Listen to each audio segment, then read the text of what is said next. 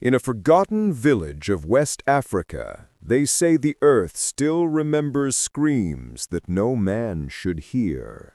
And beneath an ancient baobab tree, something waits for its name to be spoken again.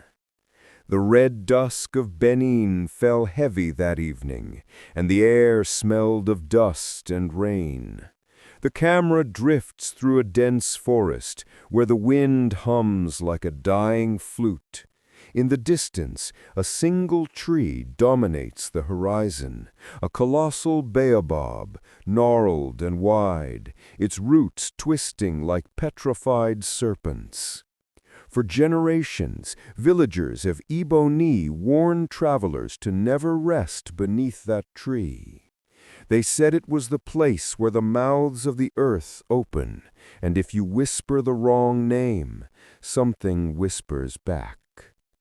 The locals called it Obanua's Gate, the resting place of the forgotten priest who once performed a ritual so forbidden, even the spirits cursed his descendants for daring to speak of it.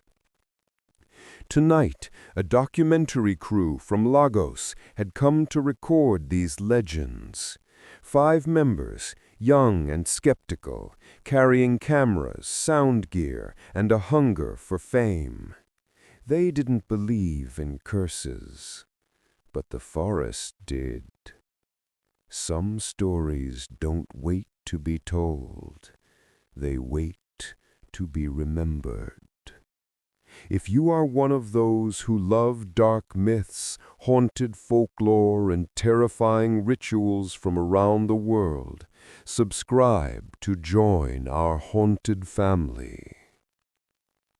Their guide, an elderly man named Kofi, refused to go beyond the wooden totem that marked the boundary of the forest. He held a bundle of cowrie shells and spoke in Yoruba. "Beyond here, words become dangerous. Speak only when you must, and never, never mention the name of the forgotten one." The crew laughed it off. Their leader, Mara, the producer, said, "We're just here to film stories, not summon ghosts." But when night fell, the jungle seemed to inhale their laughter. The insects went silent, and the wind died. In the eerie quiet, the microphones began to pick up a faint, rhythmic whisper, like breathing. At first, they assumed it was interference. Then the whisper formed a word. "Obanua." The sound engineer froze. Did anyone just say that? No one had. The crew's flashlights flickered. The baobab tree loomed above them like a giant watching with closed eyes. And from the roots something seemed to pulse like a heartbeat beneath the soil. When Mara bent down to touch the ground, she felt warmth, not from the earth, from something alive. They decided to set up their camp just a few meters away from the tree. The cameraman, Idris, turned his night vision on. Through the lens, the roots appeared to move, not sway, move, twisting slowly, as if reaching for something. He blinked. The movement stopped. "Guys," he whispered, "I think the roots, they're breathing." Laughter again, nervous this time, but the tension was growing thicker. The shadows seemed heavier near the tree. One of the crew, Naomi, recorded ambient sounds. When she played it back, a voice spoke beneath their chatter. "Who speaks my name?" They replayed it 3 times. The voice was not human, not deep, not high, just wrong. Kofi's warning echoed in Mara's head, never mention the name. And yet, The more they tried to ignore it, the stronger the urge became.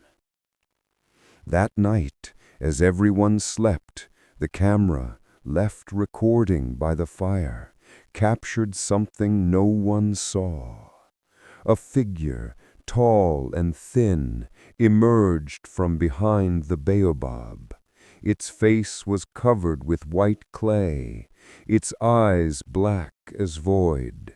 It stood still for 5 long minutes, listening. Then it whispered to the sleeping crew, "Say it again." The screen cuts to static. They thought it was just a song, a melody the wind carried through the trees. But that chant wasn't meant for human ears. It was a key, opening the mouth of hell itself. The morning sun struggled to break through the mist. The jungle was silent. Not a bird sang, not even the insects dared to hum. Inside the camp, Daniel, the lead documentarian, stared at the audio recorder still running since last night. It hadn't stopped. It was whispering. A low, rhythmic voice. A woman's voice. But they were alone. He pressed play. "Obanwa, Obanwa, come, come." The sound made his skin crawl. The language was ancient, not Swahili, not Yoruba, something older, something dead. The team gathered around the recorder. Sarah, the sound engineer, frowned. "It's not feedback. This is something else. It's speaking to the jungle." Suddenly, from the distance, drums, slow, hollow, one strike every few seconds, echoing through the trees. The locals had warned them, never follow the sound, never repeat the chant. But Daniel, driven by curiosity, decided to record closer. They left the camp with their cameras, following the faint rhythm through the fog. The deeper they went, the colder it became. The trees grew denser, their trunks painted with old tribal symbols. One symbol appeared again and again, a spiral inside a mouth. Sarah stopped. "Daniel, it's the same symbol we saw in the village shrine." "Yeah," he replied. "The priest said it means the mouth that speaks to the void." The sound grew louder, and then suddenly the trees opened into a clearing. There it was, a circle of stones, blackened by fire. In the center, bones, arranged in a spiral. And then the wind began to sing. The same chant from the recorder filled the air, but this time it wasn't coming from the device. It came from every direction. Sarah screamed, covering her ears. Daniel's camera shook as the chant grew louder, vibrating the air, the trees, the ground beneath them. The stones started to move, not roll, shift, like something underneath was breathing.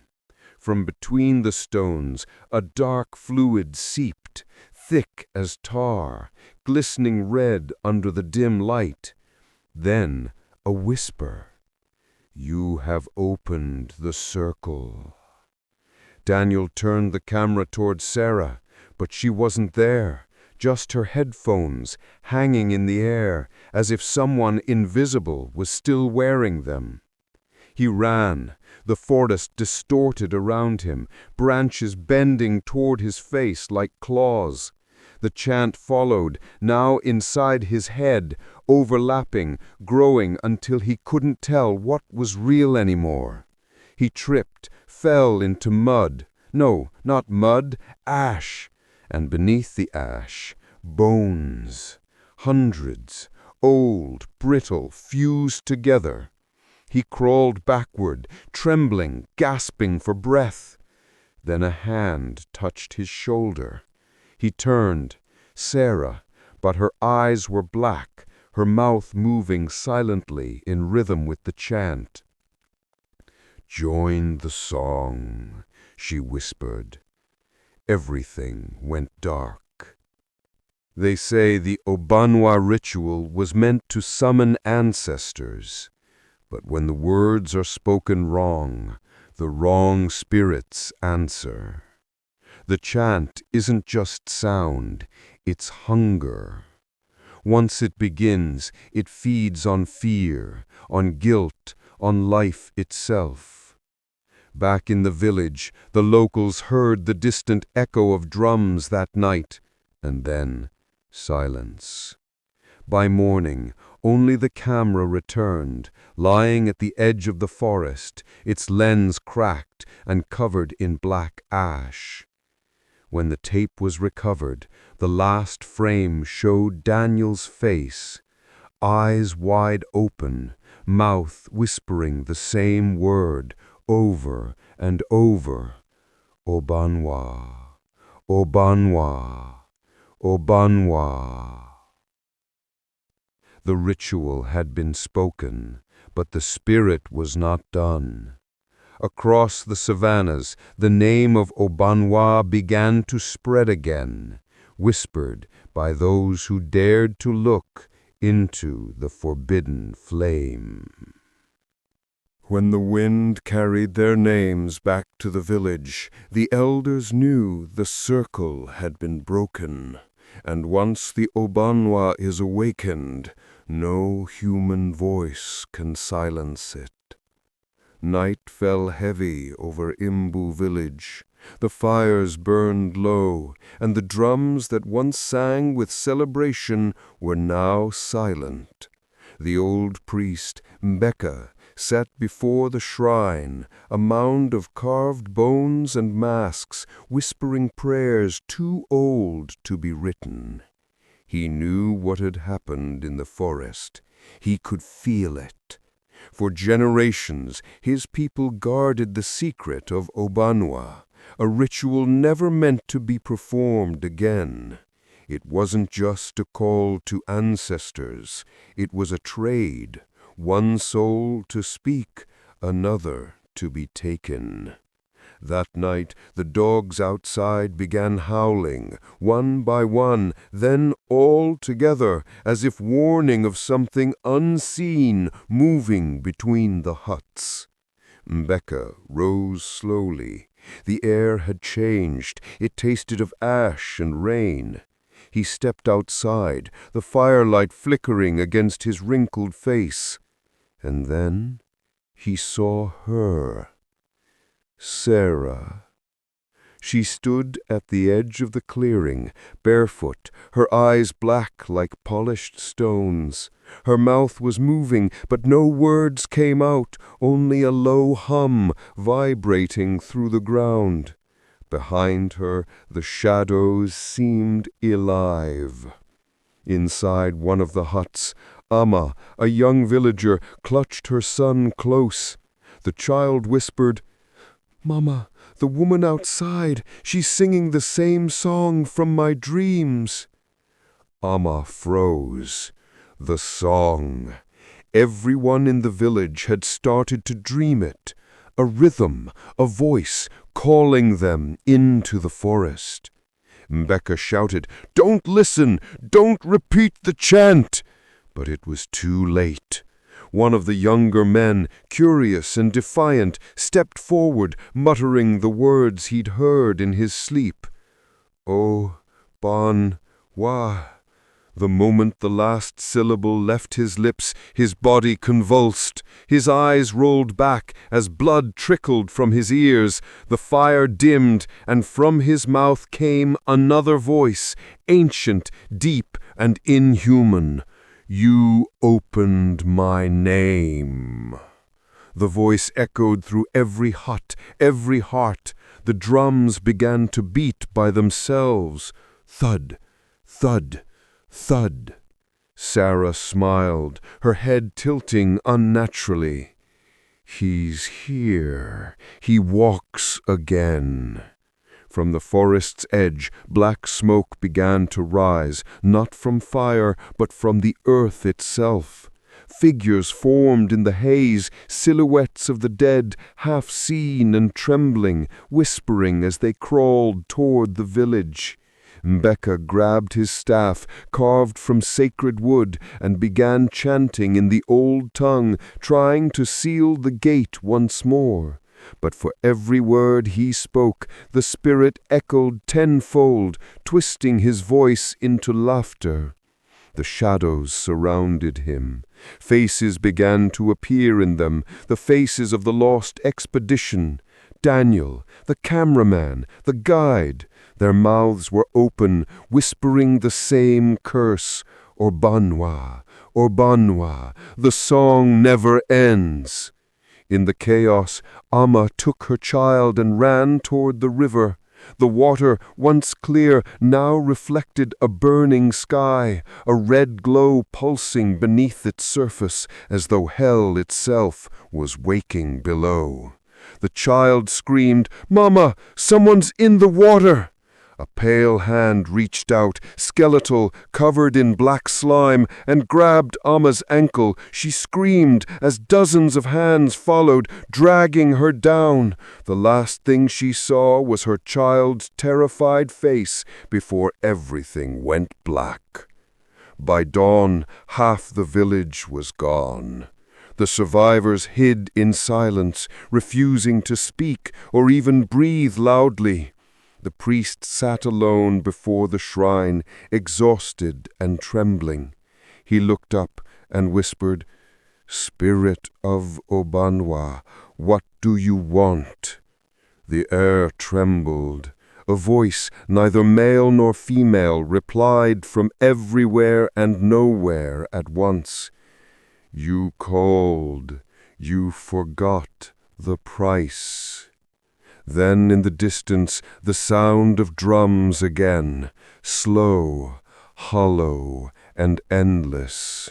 The Obanwa spirit was not of one world, nor the next. It was born of human hunger to control what should never be touched, to speak to the dead without understanding the cost. And once that hunger begins, it consumes all. As night fell again, the villagers noticed something horrifying. The forest had moved closer. Where once there had been open fields, now the trees stood only meters from the huts, their twisted roots crawling like veins toward the village. The chant began again, faint but rising.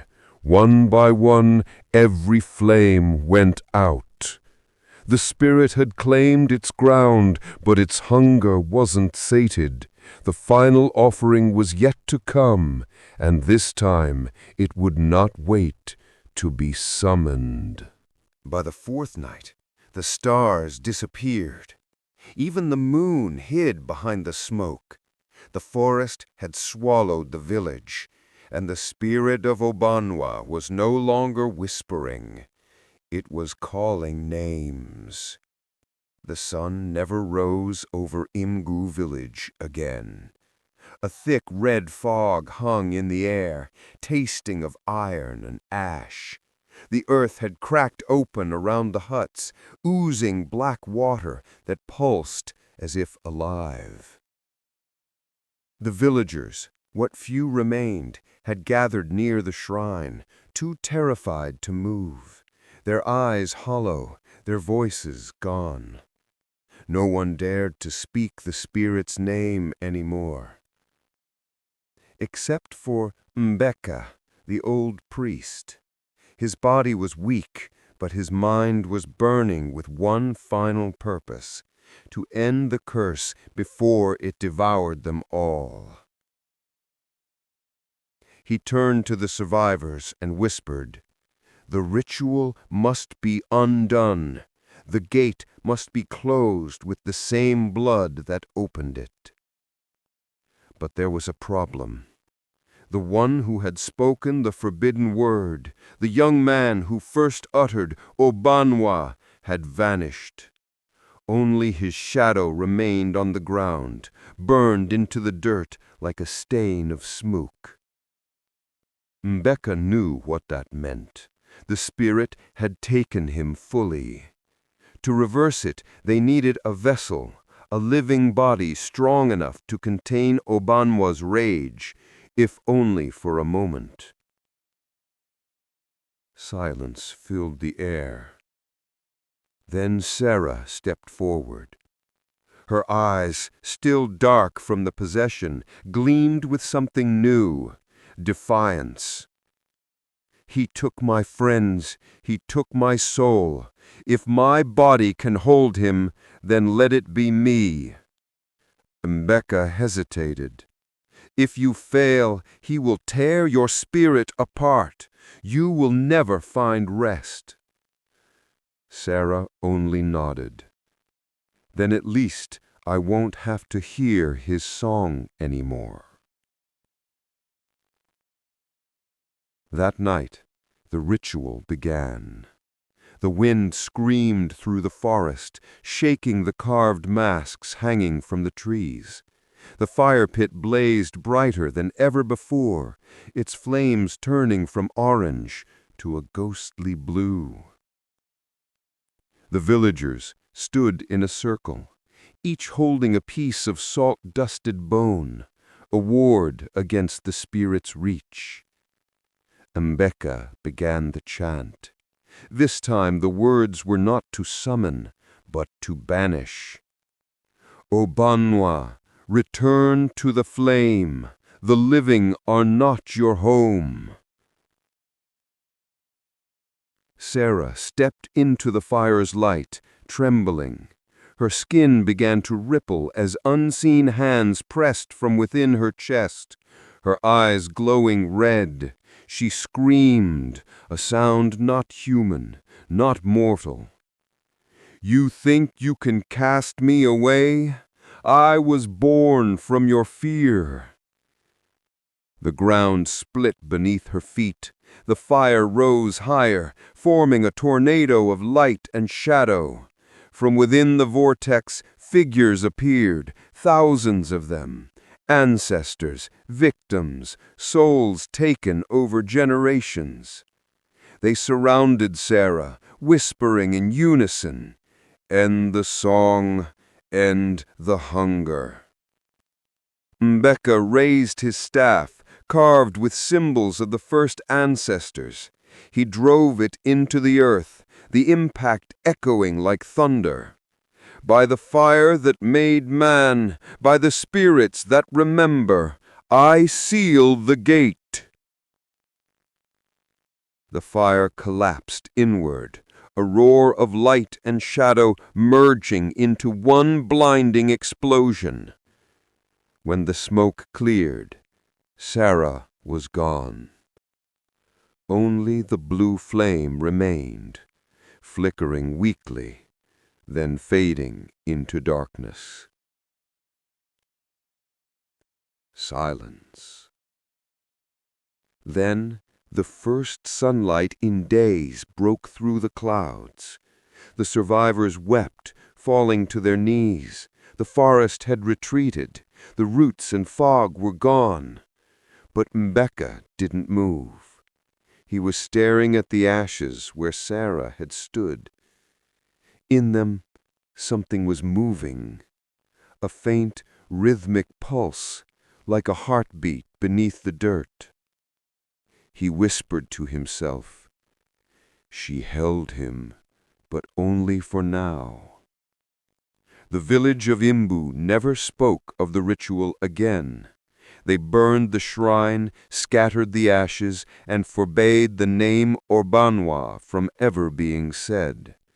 But sometimes, when the wind passes through the trees at night, the drums echo faintly, a single beat calling back to the fire.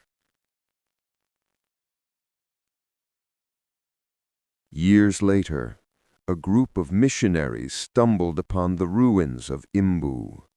They found no living souls, only a circle of blackened earth, and carved in stone nearby, a message written in both ancient and modern script. Don't speak the name. It listens still. Some rituals die with time, others wait. And if you hear your name whispered in the dark, don't answer, because the spirit of Obanwa never sleeps.